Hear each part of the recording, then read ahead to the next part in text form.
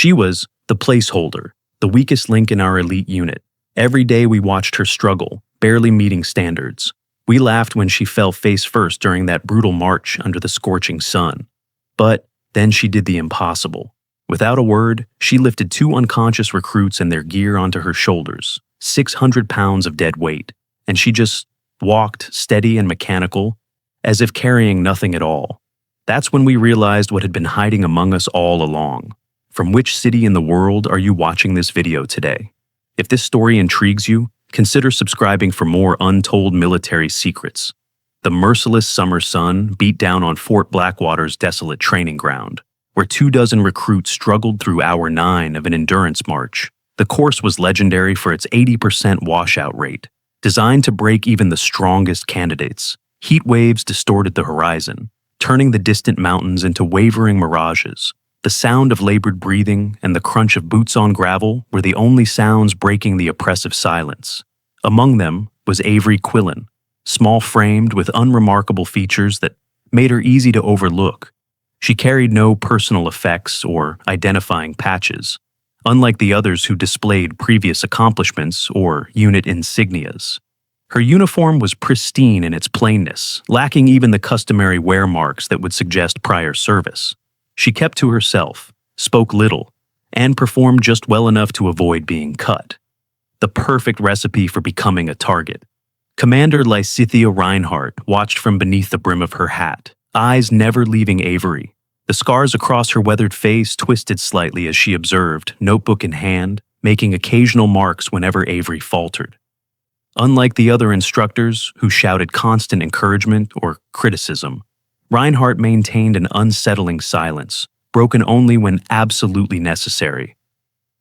"Placeholders falling behind again," muttered Daxon Keller, a former Marine with shoulders like granite and a temperament to match. His ever-present shadow, Zephyr Banks, snickered in response, deliberately bumping Avery as they passed her on the trail. "Some people just waste good oxygen," Zephyr said, loud enough for Avery to hear, but not loud enough for instructors to intervene. Their leader, Sabine Wolf, observed from several yards ahead. With her perfect posture and calculating eyes, she had orchestrated most of the torment directed at Avery since day one. "Some people do not know when they do not belong," she commented, her voice carrying just enough for the circle around her to hear and relay back. Avery kept her eyes forward, her expression neutral, as though the comments passed through her without landing. Only the slight tightening of her jaw betrayed any reaction at all. She adjusted her pack, wincing almost imperceptibly as she shifted the weight. A flash of memory intruded. Unbidden, white walls, mechanical whirring. Voices discussing stress tolerances and muscle fiber density. She pushed it away, focusing instead on the rhythm of her footfalls. During a brief rest period, Avery separated herself from the group. Hidden behind a supply truck, she pulled out a strange mechanical device resembling a medical injector and administered something into her thigh. Her hand trembled slightly as she quickly concealed the device again, glancing around to ensure no one saw. The relief was immediate but fleeting, her muscles relaxing momentarily before tensing again in preparation for what was to come. "Suffering, Quillen?" The voice came from behind her. Commander Reinhardt stood there, arms crossed, expression unreadable. Avery straightened immediately. "No, Commander." "Good." Reinhardt's eyes flickered to Avery's pocket where the injector was hidden. "Because it only gets worse from here." With that cryptic statement, Reinhardt turned and walked back toward the main group, leaving Avery with the distinct impression she had just been tested in some way. She waited several seconds before following, carefully maintaining the precise distance from the rest of the squad that kept her isolated without appearing to fall behind. Commander Reinhardt's voice boomed across the training ground, ending the brief respite. "Final phase begins now. 3-mile forced march up Judgment Ridge with double-weight packs. Anyone who falls behind gets recycled back to week 1. Groans rippled through the group as they shouldered their packs, now loaded with additional weight. Avery's pack had been tampered with, she realized immediately. It sat wrong on her shoulders, the weight distribution deliberately sabotaged to strain her back and shoulders unnecessarily. Fixing it would draw attention. She left it as it was. As they set out toward the looming ridge, Sabine sidled up to Avery. Today is the day we find out what you are made of, placeholder, she whispered, her smile never reaching her eyes. Or rather, what you are not made of. Avery said nothing, focusing instead on adjusting her stride to compensate for the sabotaged pack. This was not the first time such tactics had been employed against her, and she doubted it would be the last. The game was familiar, one she had played before in environments far more controlled than this one. The variables here were unpredictable, messy, human. The first mile passed in relative silence, save for the increasing heaviness of breathing as the incline grew steeper. The second mile separated the merely fit from the truly conditioned as several recruits began to lag. The third mile, up the steepest section of Judgment Ridge, was where nightmares were born. The brutal march claimed several victims. Reinhardt offered no sympathy, repeatedly shouting, "Failure here means death in the field. You think the enemy cares if you are tired, if you are hurting, if you want your mother?" Avery began to struggle. Visibly, her breathing labored and uneven. Sweat poured down her face in rivulets, darkening her uniform. A momentary flash crossed her mind. Sterile laboratory walls, scientists in white coats monitoring her vitals, genetic sequences displayed on screens, and the words, "calibration error," flashing red. She reached for something in her pocket, but Daxon deliberately knocked her arm as he passed. "Oops, did I interrupt your little break, placeholder?" His voice dripped with manufactured innocence. The motion sent Avery slightly off balance. On any other day, she might have recovered easily, but the combination of heat, exhaustion, and the sabotaged pack proved too much. Her left leg suddenly buckled beneath her. She crashed face first into the rocky terrain, the impact splitting her lip and sending a spray of blood across the dirt. Her pack spilled open from the force, contents scattering across the path. Among them was a strange metal case with a biometric lock that seemed out of place among standard military gear. The squad erupted in laughter. Zephyr mimicked her fall dramatically for the others, adding a high-pitched wail for effect. Only Commander Reinhardt remained stoic, her eyes narrowing as she noticed the metal case before Avery could gather it up. "This is who they are lowering standards for," Sabine announced to the group, standing over Avery's fallen form. "This is why we will all die on our first mission." Avery pushed herself to her knees, blood dripping from her split lip onto the dusty ground. Her eyes remained downcast as she gathered her scattered belongings, carefully securing the metal case before anyone could get a closer look. The laughter continued around her, a circle of mockery that seemed to close in with each passing second. Several yards ahead, recruits Bryson Thale and Indira Locke collapsed almost simultaneously, their bodies giving out completely. Unlike Avery's controlled fall, theirs was the genuine article, bodies pushed beyond endurance. Bryson convulsed slightly, while Indira lay ominously still. Medical teams began moving in their direction from the ridge summit, but they were still minutes away. Avery's eyes fixed on the fallen recruits, assessing their condition with unexpected clinical precision. Something shifted in her expression, resignation giving way to resolution, a decision being made that would change everything. She glanced at Commander Reinhardt, who watched her with an intensity that suggested she was waiting for something specific. Not help for the fallen recruits, but something else entirely. Avery closed her eyes briefly. When she opened them again, they held a different quality, something mechanical and focused. She quietly whispered words that were lost to everyone else in the commotion. "Parameters exceeded. Override protocol Taurus." Her hand moved to a thin metallic bracelet hidden under her sleeve. With a slight twist, something changed. The pain in her expression vanished, replaced by operational focus. The change was subtle but profound, like a switch being flipped from simulation to reality. Rising with fluid grace that contradicted her previous weakness, Avery strode purposefully toward the fallen recruits. The laughter died as the squad watched her unexpected movement. Even Sabine fell silent, her mocking smile faltering as Avery walked past her without acknowledgement. She reached Bryson and Indira within seconds, kneeling between them. Her assessment was quick and efficient, fingers checking pulses, pupils, and skin temperature with practiced precision.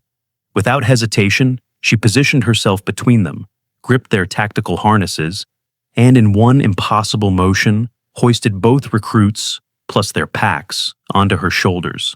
The combined weight would crush most soldiers. 600 pounds at minimum. Yet Avery straightened with it, adjusted her stance slightly, and began walking as if carrying nothing more than a light day pack. The squad fell silent. Zephyr's mouth hung open mid-laugh. Daxon took an involuntary step backward. Sabine's expression froze somewhere between disbelief and dawning comprehension. "What the hell?" Zephyr whispered, his voice barely audible. Avery continued walking, her gait steady and mechanical, despite the crushing load. There was something unnervingly precise about her movements now, each step calculated for maximum efficiency. The veins in her neck and arms became pronounced, taking on a faint bluish glow, visible only when she passed through shadowed areas. She moved up the steepest section of the ridge without slowing, passing the remaining recruits one by one. None spoke as she passed. Some averted their eyes, suddenly uncertain about what they were witnessing. Others stared openly, unable to process the impossibility before them. As Avery neared Commander Reinhardt's position, their eyes met briefly. Something passed between them, silent acknowledgement that a line had been crossed. Reinhardt's hand moved to her radio, and she spoke quietly, words not meant for general consumption. "Asset activated, parameters holding, proceeding to Phase 2 assessment." Avery continued past without breaking stride, carrying her human cargo toward the medical station at the summit. The medics there, seeing her approach, initially moved to intercept, then froze in confusion at the sight before them. One fumbled for his radio, apparently unsure of the proper protocol for the situation unfolding. At the summit, Avery gently lowered the unconscious recruits to the ground before the medical tent. Medics swarmed them immediately, professional training overriding their shock. Bryson began to respond to treatment almost immediately. Indira remained unresponsive, requiring more intensive intervention. Avery stepped back, her mission complete. The blue glow in her veins subsided gradually, but not before Daxon, who had hurried up the ridge after her, noticed it. His eyes widened in disbelief. Hand. Instinctively moving to his sidearm, before remembering it was empty during training, the rest of the squad arrived in clusters, maintaining a new, respectful distance from Avery. Their expressions mixed awe with uncertainty and fear. Some whispered among themselves, theories spreading about what they had just witnessed. Others remained silent, processing the implications. Sabine approached cautiously, stopping several feet away. The usual confidence in her posture had diminished, replaced by wary respect. "What are you?" she asked quietly, pitched for Avery's ears alone. "Just a soldier," Avery responded, her voice flat and emotionless. "Like you." The lie hung in the air between them, acknowledged but unchallenged. Before Sabine could respond, Commander Reinhardt arrived, inserting herself between them with practiced authority. "Quillen, with me, now," she ordered, brooking no argument. As Avery followed Reinhardt away from the group, she felt the weight of their stares on her back. The careful anonymity she had cultivated was gone, shattered in a moment of choice. Protocol dictated she should regret the exposure, the compromise of operational security, the deviation from mission parameters. Instead, as she glanced back at the medical tent where Bryson and Indira were receiving treatment, she felt something else entirely. Something dangerously close to satisfaction. Commander Reinhardt separated Avery from the group, leading her to a private area beneath a camouflage canopy that served as a mobile command post. Once they were alone, Reinhardt's demeanor changed completely. The stern but fair training officer vanished, replaced by something colder and more clinical. "You were supposed to maintain cover for another 3 weeks," she said, her voice dropping to a level that wouldn't carry. "The oversight committee isn't ready for field demonstration." The temporary medical tent bustled with activity behind them as medics worked on the fallen recruits. Avery could hear the medical jargon being exchanged, the vital signs being called out. Bryson was stabilizing, Indira still critical but responding to treatment. "Those recruits would have died," Avery responded simply, her voice maintaining the same flat effect it had taken on since her transformation. "That's not your call to make, Asset Q-17, Reinhardt said, using Avery's designation for the first time in the field. Avery stiffened, the codename triggering a cascade of locked memories. Isolation chambers. Strength tests where machines failed before her muscles did. Endless injections and surgical procedures. White coats and clipboards and voices discussing her in the third person. while she lay conscious on operating tables. "My name is Avery Quillen," she said, a hint of her humanity reasserting itself.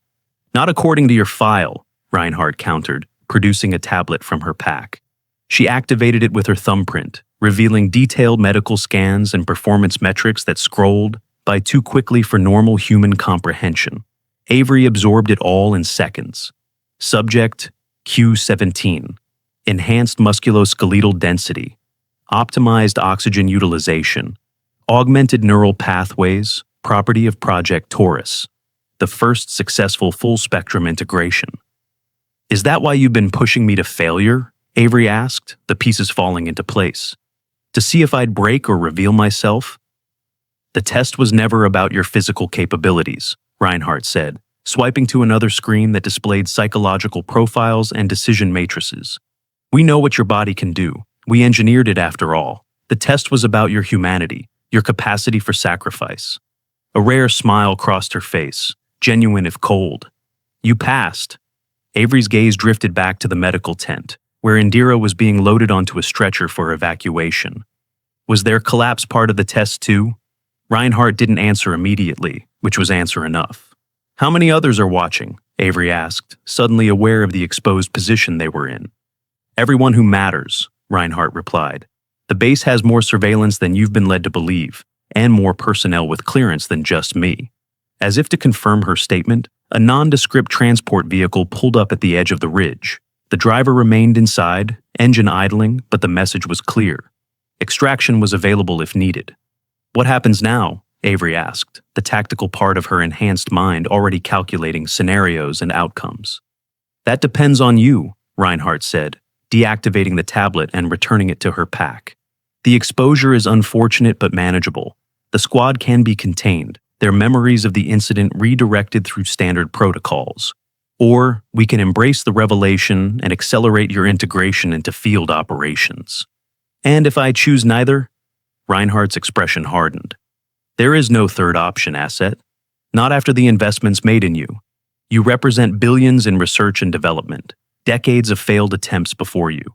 You are quite literally priceless." "Everything has a price," Avery said quietly. "Indeed," Reinhardt acknowledged, "which is why I suggest you consider your next move carefully. The committee has been divided on deployment strategies. Some favor keeping your nature concealed indefinitely, inserting you into standard units as a failsafe. Others prefer direct application of your capabilities in specialized operations." "And what do you favor, Commander?" "I favor survival," Reinhardt said simply. "Yours and the program's. The world is changing, Quillen. Threats evolving. Conventional forces won't be enough soon. And when that day comes, assets like you will be the difference between preservation and extinction." A commotion from the main group interrupted them. Daxon and Zephyr were in a heated discussion, gesturing toward Avery and the command post. Sabine stood slightly apart, her expression thoughtful, rather than angry. The dynamics were shifting already, alliances realigning in the wake of new information. "Your squad is getting restless," Reinhardt observed. "They've seen something they can't explain, and humans hate unanswered questions. What are you going to tell them?" Avery considered the group that had tormented her for weeks, the calculated cruelty, the deliberate isolation, the constant testing of boundaries, all of it designed to force a reaction, to make her reveal herself. And now that she had, everything would change. Nothing, she decided. Let them wonder. "It won't be that simple," Reinhardt warned, "not after what they witnessed." "It never is," Avery agreed. "But that's my condition. If you want my cooperation, the squad remains intact. No memory modifications, no reassignments, no mysterious accidents. They stay, and they stay as they are, with what they know." Reinhardt studied her for a long moment, weighing options and outcomes. "The committee won't like it. The security risks are substantial." "Then the committee can take it up with me directly," Avery said, straightening to her full height. Even at 5'7", there was suddenly something imposing about her presence. "Because I won't be speaking with intermediaries anymore." A flicker of something like respect crossed Reinhardt's features. "That can be arranged. For now, return to your squad, maintain operational normalcy to the extent possible. I'll make the necessary communications." Avery nodded once, then turned to walk back toward the main group. As she did, She subtly adjusted her posture, reintroducing the slight inefficiencies and limitations that characterized normal human movement. The transformation wasn't complete, not with the enhanced musculature still visible beneath her skin, but it was enough to appear less overtly alien. The squad fell silent as she approached. Even the usually boisterous Zephyr seemed subdued, watching her with newfound wariness. Daxon's hand still hovered near his empty holster, a soldier's instinct for potential threats overriding his conscious mind. Sabine stepped forward, assuming the role of spokesperson by unspoken consensus. Quillen, she acknowledged, the nickname placeholder conspicuously absent. Wolf, Avery returned evenly. What happens now? Sabine asked, echoing Avery's earlier question to Reinhardt. Now we complete the training exercise, Avery said, as if nothing extraordinary had occurred. We have approximately 4 hours of daylight remaining. The ridge descent is technical in sections, but manageable with proper weight distribution. The normalcy of the response seemed to catch Sabine off guard. She blinked, then recovered. That's not what I meant. I know what you meant, Avery replied. But some questions don't have immediate answers. Focus on what's in front of us. The rest will come in time. Sabine started to object, then reconsidered. She nodded slowly, accepting the deflection for what it was. A postponement, not a refusal. The descent from Judgment Ridge proved almost anticlimactic after the drama at the summit. The squad moved in loose formation, with Avery positioned in the middle rather than at the rear, where she had been relegated for weeks. No one commented on the change.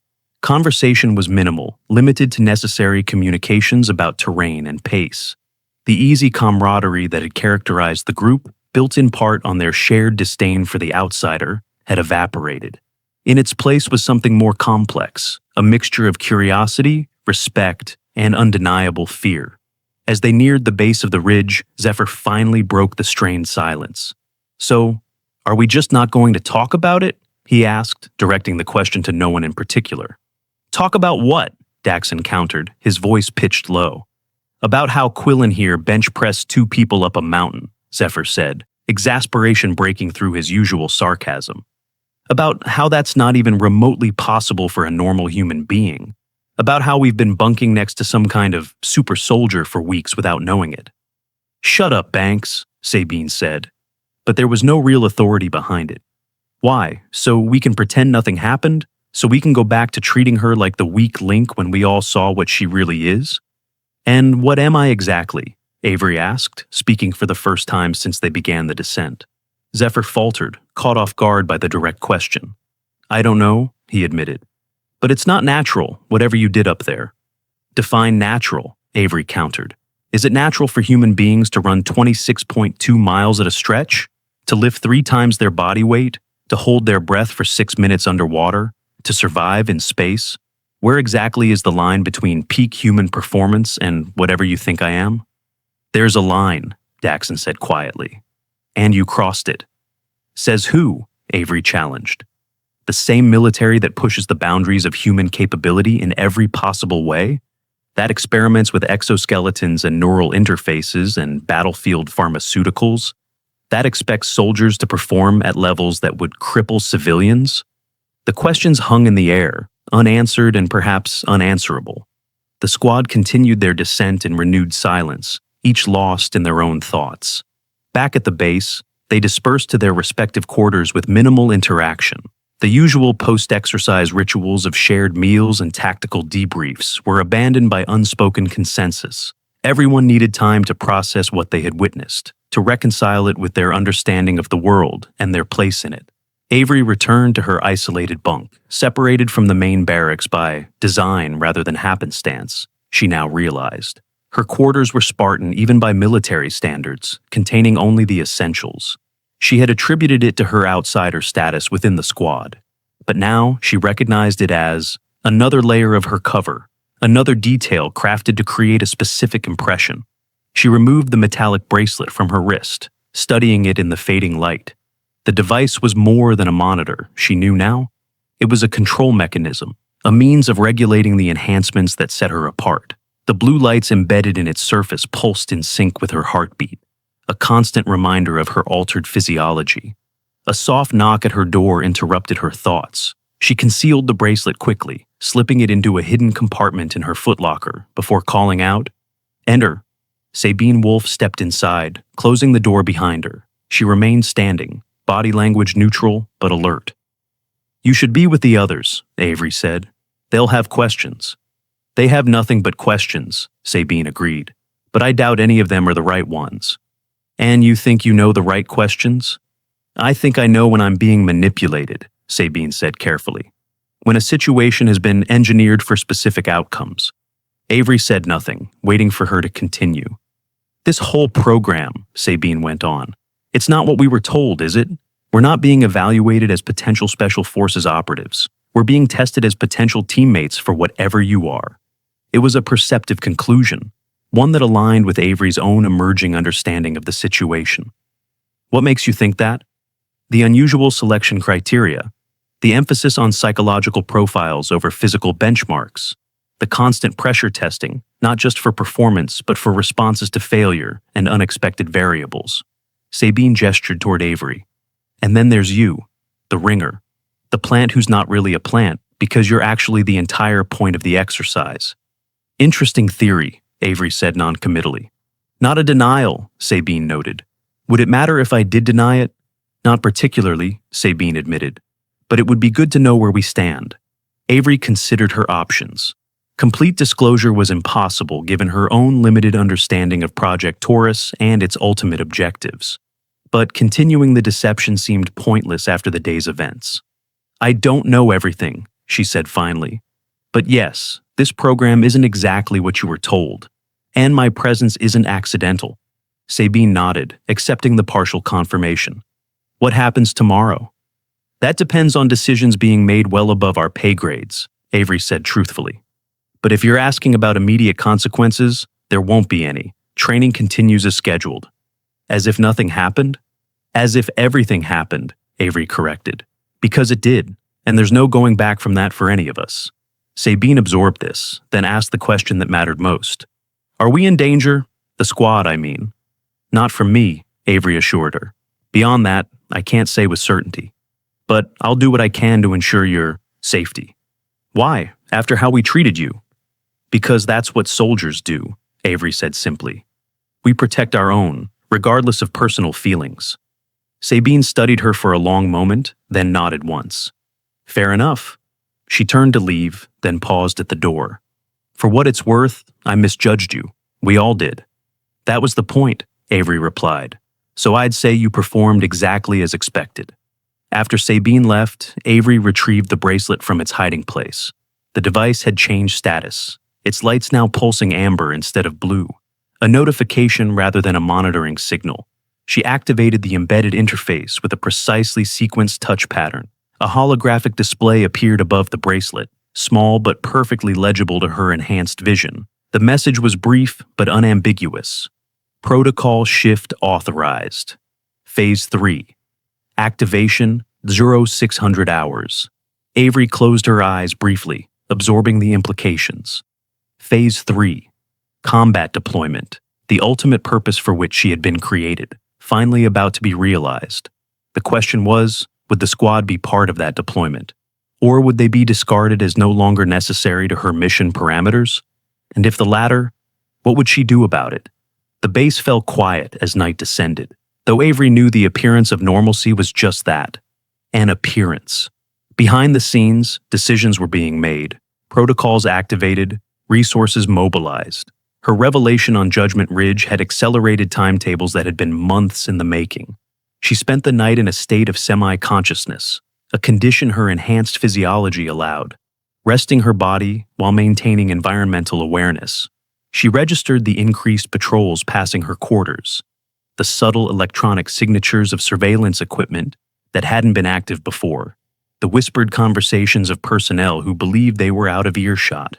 At precisely 0500 hours, 1 hour before her scheduled Phase 3 activation, Avery rose and prepared herself with mechanical efficiency. She performed equipment checks that went beyond standard protocols, verifying the specialized components integrated into her standard-issue gear, the reinforced load-bearing equipment designed to accommodate her enhanced strength, the communication suite with encryption levels far beyond what regular forces utilized. the medical kit containing compounds specifically formulated for her unique biochemistry. A soft tone from her bracelet alerted her to an incoming transmission. The holographic display activated automatically, projecting a secure message visible only from her precise viewing angle. Oversight Committee. Decision. Full integration model approved. Squad inclusion authorized under supervision protocol. 7 to A briefing 0600 hours. Avery absorbed the information, analyzing its implications. The committee had chosen to keep the squad intact, to include them in whatever operation was being prepared. It was an unexpected decision, one that contradicted standard containment procedures for exposure events. More surprising was her own reaction to the news, a flicker of relief that seemed at odds with her operational conditioning. The squad was a tactical liability in many ways, unaware of her capabilities and limitations, unprepared for the realities of operating alongside an enhanced asset. Yet the thought of proceeding without them created a dissonance she couldn't immediately resolve. At UFI 45 hours, an alert sounded throughout the barracks. Not the standard reveille, but the distinctive three-tone sequence that signified emergency mobilization. Avery exited her quarters to find the base in controlled chaos, personnel moving with purposeful urgency rather than panic. Commander Reinhardt stood in the central assembly area, surrounded by officers Avery hadn't seen before. Their insignia marked them as belonging to specialized branches outside the conventional command structure, agencies that officially didn't exist on deployment rosters. The squad emerged from the main barracks, alert but confused. They had been through emergency drills before, but never with this level of authentic activity. Sabine caught Avery's eye across the yard, her expression questioning. Avery gave a minimal nod in response, confirmation without detail. "Attention!" Reinhardt called, her voice cutting through the controlled commotion. "Specialized Training Unit 17, front and center." The squad formed up with practiced precision, Avery taking her place among them rather than apart from them. The shift in positioning wasn't lost on Daxon and Zephyr, who exchanged glances but said nothing. "As of 0300 hours this morning, this unit has been activated for emergency deployment," Reinhardt announced without preamble. "You will be briefed en route to your insertion point. Full combat loadout. Specialized equipment will be issued aboard transport."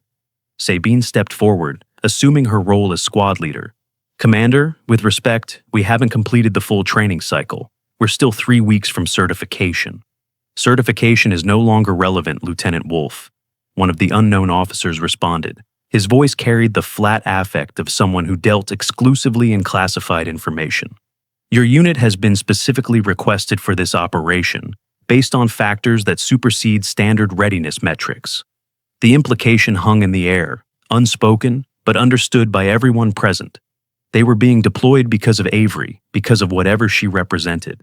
The training program had never been about them becoming special forces operators. It had been about identifying those who could function alongside something beyond conventional human capability. "Transport departs in 15 minutes, Reinhardt continued. "Dismissed to final preparations." The squad broke formation, moving with the focused intensity of soldiers confronting the unexpected. There were no questions, no protests. Whatever reservations they might have had were subsumed by the ingrained response to orders. Avery moved to follow them, but Reinhardt intercepted her with a subtle gesture. "A moment, Quillen." When the squad was out of earshot, Reinhardt spoke quietly. "The committee is taking a significant risk, including them. Not everyone agrees with the decision." "They'll perform," Avery said with certainty. "That's not the concern," Reinhardt replied. "The concern is exposure, containment, the broader implications for the program." "You mean for me," Avery corrected, "for what I represent." Reinhardt didn't deny it. "The existence of Project Taurus remains classified at the highest levels. What those recruits saw on the ridge yesterday cannot become public knowledge. I understand the parameters." "Do you?" "Because your actions suggest otherwise. Your protection of the squad, your insistence on their inclusion, these are not behaviors we anticipated from you at this stage of integration." Avery considered her response carefully. "Adaptation to changing variables is part of my design specifications. The squad represents a tactical resource with established patterns of interaction. Maintaining those patterns optimizes operational efficiency." It was the answer Reinhardt would expect from an asset. framed in the language of pragmatic functionality rather than human connection. Whether it was the whole truth was a question Avery chose not to examine too closely. "See that you maintain that perspective," Reinhardt said after a moment. "The mission parameters will be transmitted directly to your neural interface once you're airborne. Until then, maintain cover protocols with the squad." Avery nodded, understanding the implied limitations. The squad would be briefed on the operation, but not on her true nature or capabilities. The line between asset and operator would remain deliberately blurred. 15 minutes later, they boarded the waiting transport, a stealth-modified helicopter with no identifying markings. The interior was configured for special operations, with advanced communications equipment and weapons stations that went beyond standard military issue. The squad settled into their positions with professional focus, though the tension remained palpable. They had spent weeks training together, developing the rhythms and shorthand of a cohesive unit. But the events on the ridge had disrupted that cohesion. Now they were deploying into an unknown situation with unresolved questions about one of their own. As the helicopter lifted off, the previously dark cabin illuminated with the blue glow of tactical displays. An officer none of them recognized appeared on the main screen, his features deliberately obscured by lighting effects. "Specialized Training Unit 17, this briefing is classified Level 8. Disclosure of any information contained herein to unauthorized personnel is punishable under national security protocols." The standard disclaimer set the tone for what followed, a briefing that provided just enough information to enable mission execution while withholding the broader context that would make full sense of their deployment. A surveillance image appeared on screen, showing a remote mountain facility partially concealed by environmental camouflage. This installation was identified 48 hours ago by orbital surveillance. Initial assessment classified it as a meteorological research station. Subsequent intelligence revision identifies it as a biological weapons development site, operated by non-state actors with significant technological capabilities. The image shifted to interior schematics, highlighting specific areas. Your mission is straightforward: infiltrate the facility, secure the primary research data in the central laboratory, neutralize any opposition, and extract via secondary transport that will rendezvous at these coordinates. Tactical overlays appeared, showing insertion points, predicted security positions, and exfiltration routes. The briefing continued with methodical precision, outlining contingencies and support assets, rules of engagement, and communications protocols. Through it all, Avery noted the deliberate omissions, the gaps in information that would normally be considered critical for mission planning. There was no mention of why this particular squad had been selected, no explanation for the accelerated deployment timeline, no intelligence on the number or capabilities of hostile forces they might encounter.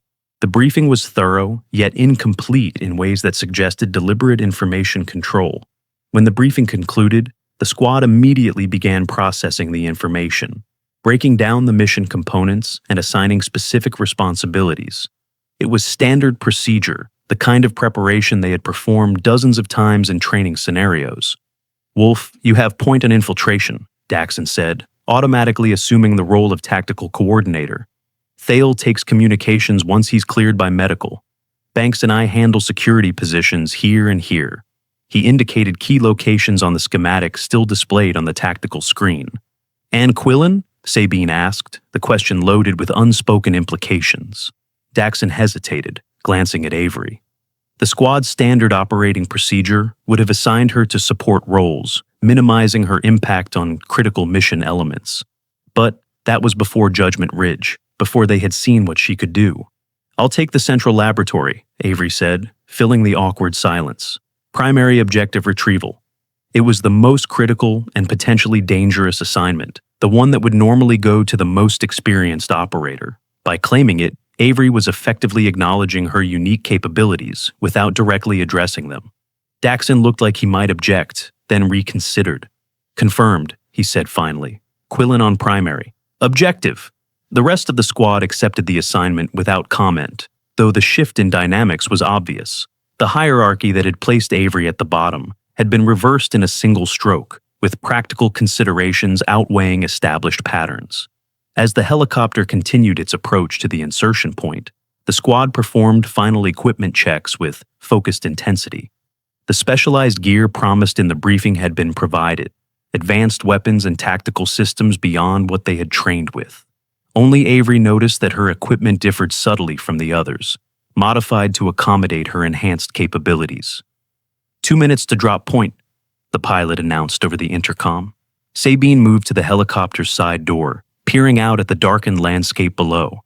Night had fully descended, providing the cover of darkness for their insertion. Visibility limited, she reported. Mountain terrain, heavily forested. LZ appears clear, but confined. Avery joined her at the door, her enhanced vision automatically adjusting to the low-light conditions. Where Sabine saw darkness with vague outlines, Avery perceived details with crystalline clarity. The individual trees, the rocky outcroppings, the faint heat signatures of wildlife disturbed by their approach. Primary facility is 2 kilometers northeast of the LZ, Avery confirmed, providing information that wasn't visible to normal human perception. Minimal external security visible, 3 sentries at the main entrance, standard patrol pattern. Sabine gave her a sharp look. You can see all that from here? Educated assessment based on terrain and briefing intelligence, Avery replied smoothly, the prepared cover story emerging automatically. Before Sabine could question further, the helicopter flared for landing, touching down with practiced precision in a small clearing. The squad deployed rapidly, establishing a perimeter around the landing zone with textbook efficiency. As Avery moved into position, her bracelet vibrated against her skin, the signal for incoming secure transmission. She glanced down to see a message scrolling across its surface, visible only to her enhanced vision. Mission parameters expanded. Primary objective modified. Secure biological samples from containment level 4. Secondary objective. Eliminate all research personnel. No witnesses. The orders contradicted the briefing given to the squad. The mission they had prepared for was a data retrieval operation with minimal expected contact. What Avery was now being tasked with was something far more lethal, a cleansing operation designed to eliminate both research and researchers. And she alone had been given these revised orders. As the helicopter lifted off, leaving them in the sudden silence of the mountain forest, Avery faced the first true test of her integrated humanity. Follow the orders transmitted directly to her, betraying the squad's trust and operational parameters, or maintain the mission as briefed, potentially compromising the true objectives of Project Taurus. Sabine moved to her position, signaling readiness to proceed. Daxon and Zephyr had already begun advancing toward the facility, moving with the careful precision of their training. They were committed to the mission as they understood it, unaware of the deadly revision that had just been transmitted. Avery made her decision in microseconds, weighing variables and outcomes with the enhanced processing capability that set her apart. She would complete both missions simultaneously, securing the research data for the squad while extracting the biological samples for her handlers. As for the elimination order, that would depend on variables she couldn't yet assess. Moving to primary position, she sub-vocalized into her communication device, the words transmitted to the squad's tactical network. Confirmed, came Sabine's response. We've got your 6, Quillen. The simple affirmation carried weight beyond the tactical acknowledgement. It was a statement of trust, of acceptance, of inclusion, despite the unresolved questions that hung between them. We've got your 6. We're watching your back. We're with you. As they moved through the darkness toward the facility, Avery felt the subtle changes in her physiology that signaled combat readiness. Enhanced adrenal response, optimized muscle fiber activation, accelerated neural processing. The changes were automatic now, triggered by situational assessment rather than conscious control. What wasn't automatic, what hadn't been engineered or programmed, was the sense of responsibility she felt toward the squad. The protective instinct that had emerged on Judgment Ridge hadn't diminished. If anything, it had grown stronger. These humans, with all their limitations and flaws, had become more than mission parameters to her. They had become, in some indefinable way, hers to protect. The facility loomed ahead, its outline now visible to the entire squad as they approached the outer perimeter. Security was minimal, just as Avery had reported, suggesting either confidence in the facility's secrecy or limited resources for its protection. Proceed as planned, Sabine signaled. Infiltration in 3, 2, 1. The squad moved as a single entity, years of training crystallized into fluid motion.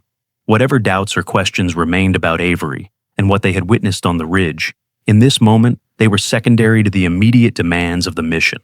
As they breached the facility's outer door, Avery's enhanced senses detected what the others could not, the subtle indicators of a situation far more complex than their briefing had suggested. The faint trace of chemical compounds designed for warfare, the distinctive electronic signatures of advanced security systems beyond the technological level attributed to the supposed operators. The absence of human life signs where they should have been present. This wasn't a clandestine biological weapons lab operated by non-state actors. This was something else entirely, something that resonated with disturbing familiarity in Avery's augmented memory. This was another Project Taurus facility, or something very much like it. And they were being sent inside like lambs to slaughter,